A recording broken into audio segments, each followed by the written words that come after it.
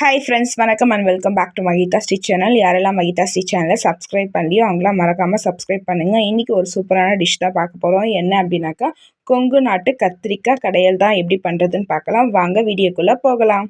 கத்திரிக்காய் 1/4 kg எடுத்து cut பண்ணிவிட்டு தண்ணியில் வாஷ் பண்ணியிருக்கேன். குக்கரில் தேவையான அளவுக்கு எண்ணெய் விட்டு எண்ணெய் காஞ்சதுக்கு அப்புறமா கத்திரிக்காவை நல்லா ஃப்ரை பண்ணணும். ஃப்ரை பண்ண பிறகு வெங்காயம், பூண்டு, பச்சை மிளகாய் சேர்த்து நல்லா வதக்கணும். உருளைக்கிழங்கும் போட்டு வதக்கணும். நான் ஒரே ஒரு உருளைக்கிழங்கு எடுத்திருக்கேன்.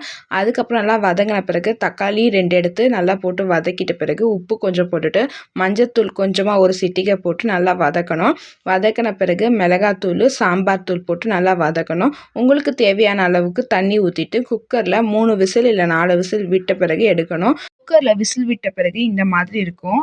இதை நம்ம மத்து வச்சு கடைச்சிக்கலாம். அப்படி இல்லை அப்படின்னா மேஷ் பண்ணிக்கலாம். மேஷ் பண்ணால் இந்த மாதிரி ஆகிடும். மறுபடியும் ஒரு கடாயில் எண்ணெய் விட்டு எண்ணெய் காஞ்சதுக்கு அப்புறமா கடுகு, சீரகம், வெங்காயம், காஞ்ச மிளகாய், கருவேப்பிலை ப்ளஸ் பெருங்காயத்தூள் போட்டு ஒரு சிட்டிகை போட்டு நல்லா வதக்கின பிறகு அதை எடுத்து குழம்புல ஊற்றிட்டு கொத்தமல்லி தூவி எடுத்தோம் அப்படின்னாக்கா சுவையான கொங்கு நாட்டு கத்திரிக்காய் கடையல் ரெடி ஆயிடுச்சு. இதை நீங்கள் தோசை, இட்லி, சாதத்துக்கு சாப்பிட்லாம். ரொம்ப அருமையான டிஷ்ஷு. உங்களுக்கு இந்த டிஷ் பிடிச்சிருந்தா லைக் பண்ணுங்கள், ஷேர் பண்ணுங்கள். மறக்காமல் மகிதா ஸ்டிச் சேனலை சப்ஸ்கிரைப் பண்ணுங்கள். தேங்க்ஸ் ஃபார் வாட்சிங் மை யூடியூப் சேனல்.